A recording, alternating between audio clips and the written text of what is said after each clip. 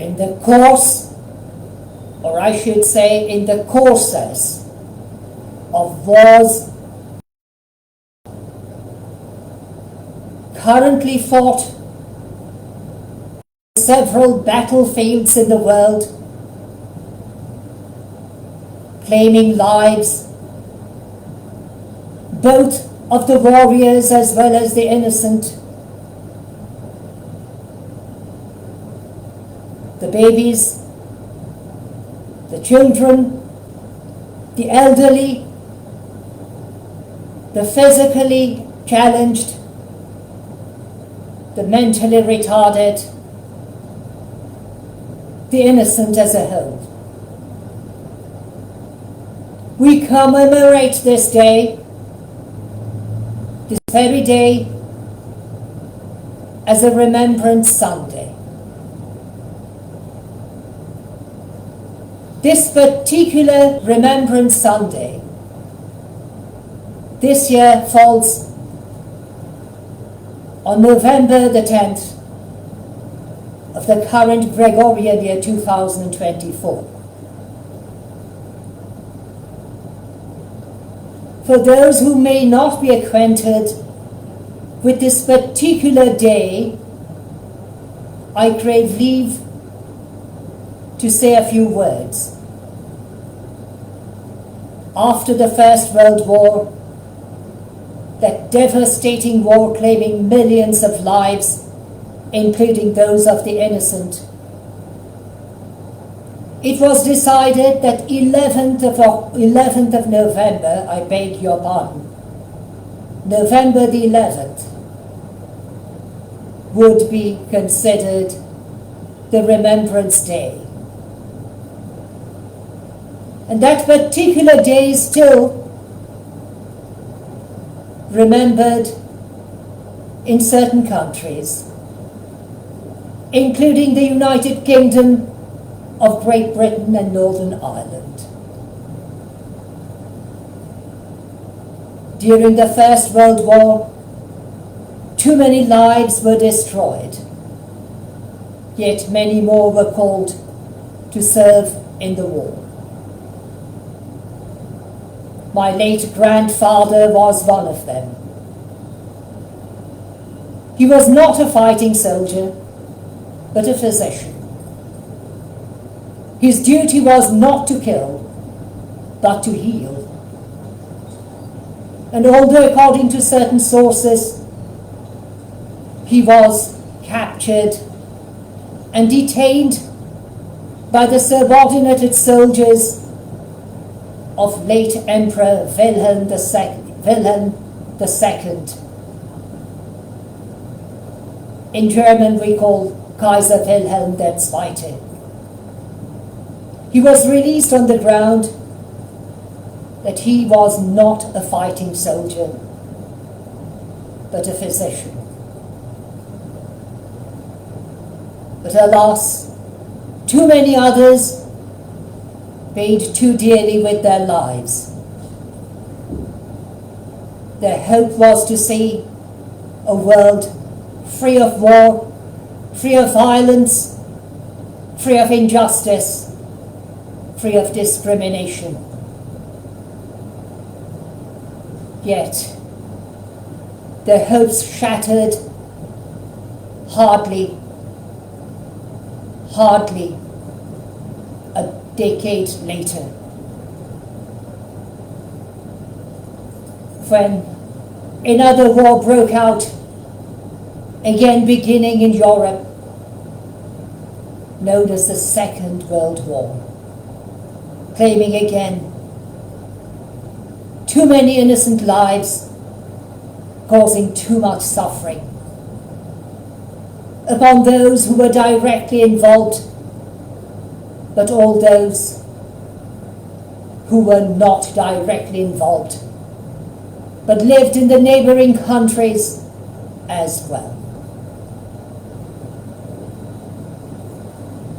This morning, befitting an invitation extended to me by the local cathedral known as St. Paul's Cathedral of the city of Calcutta in India, I went to lay a wreath along with others. And honouring the invitation, I hope to lay another wreath this evening at St. John's Church of the same city of Calcutta in India. But unlike many preceding years, today I go and I went this morning with a very heavy heart, recalling the facts that not merely thousands but tens of thousands of people died only during the past 12 months since I telecast on the foregoing Remembrance Sunday a year ago. Those people who sacrificed themselves, even paid too dearly with their lives, had hoped, as I already said, for a better world for us. They paid with their lives to grant us a better future.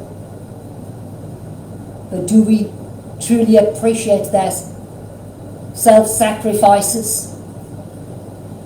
The very sacrifices for which they themselves offered everything they had, even their own lives.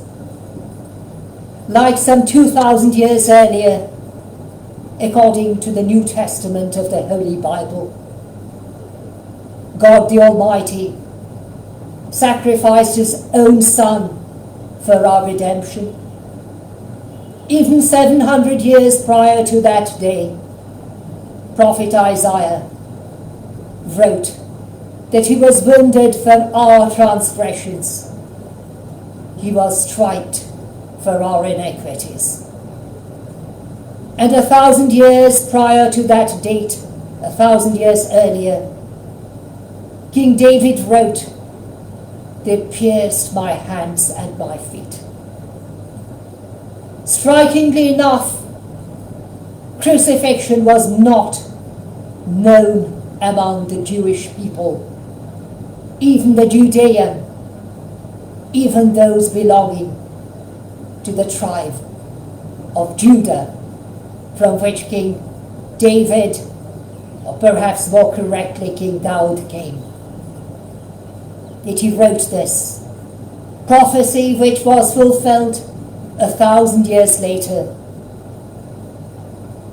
in Jesus Christ, who said, "Blessed are those who make peace," or even more clearly, "Blessed are the peacemakers, for they shall be called the sons of God." Are we truly making peace today?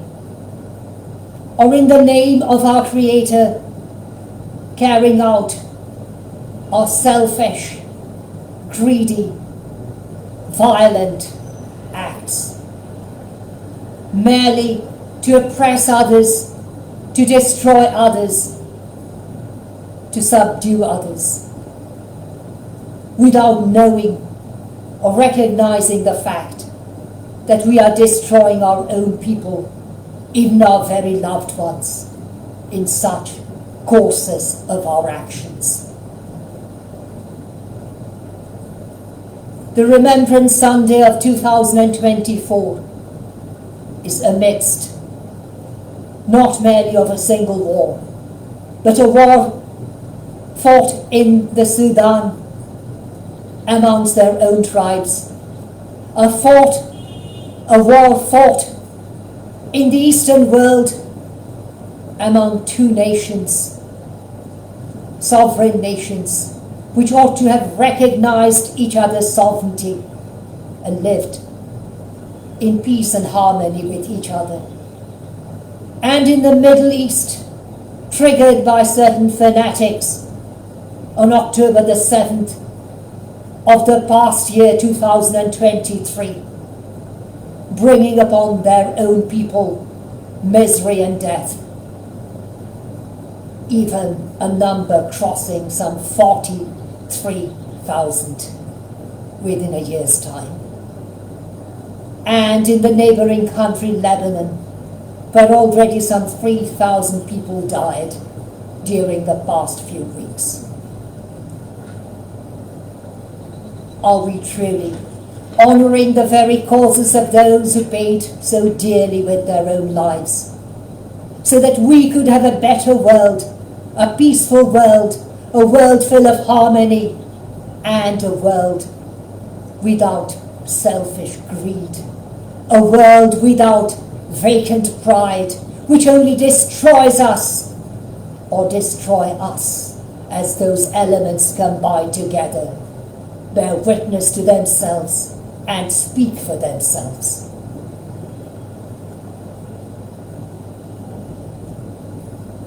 As a former pupil of jurisprudence, I learned a phrase taken from Latin, especially in the law, in the field of negligence, called res ipsa loquitur. The thing speaks for itself. I, most respectfully, with all due humiliation on my part, raise the question, don't the wars speak for themselves, that we as human beings have forgotten humanity and are thus disclaiming of our very right to humanity, to that very claim that we are human beings. Humanity makes us human beings. True humanity makes us worthy human beings, worthy of our human births. But how far have we truly come, let alone the wars prior to the First World War, or even the Second World War? The wars fought even in Europe, claiming thousands of lives, deleting, if I may use the expression, a third of the population in the German-speaking part of the world in Europe, known as so-called the 30-Year War, which fought again between people claiming themselves to be followers of Jesus Christ, yet claiming blood, forgetting that he said, "Blessed are the peacemakers, for they shall be called children of God." A question I raise today, and I am obliged to raise time and time again in future, while I live, because we are not going to recognize this vice nature of wars. I bid you a solemn afternoon from my country, India, from which I am telecasting live at this very moment on this Remembrance Sunday, November the 10th, 2024. Thank you for your kind forbearance, and, of course, in anticipation, I thank you for your kind understanding and the appropriate response, while I remain most humbly at your service and in service of the victims who are paying so dearly even at this very moment in consequence of the wars and violence. Let us also remember those victims who, due to these wars and warlike situations, are becoming orphans and widows, often have no other possibility to live other than to sell themselves to greedy human beings, even human traffickers and illegal slave traders, and those who consume them so viciously, contrary to humanity as a whole. Thank you, and bid you the protection of the same Almighty who created all of us, even the very victims of suffering in the past and at this very moment. Good day and goodbye.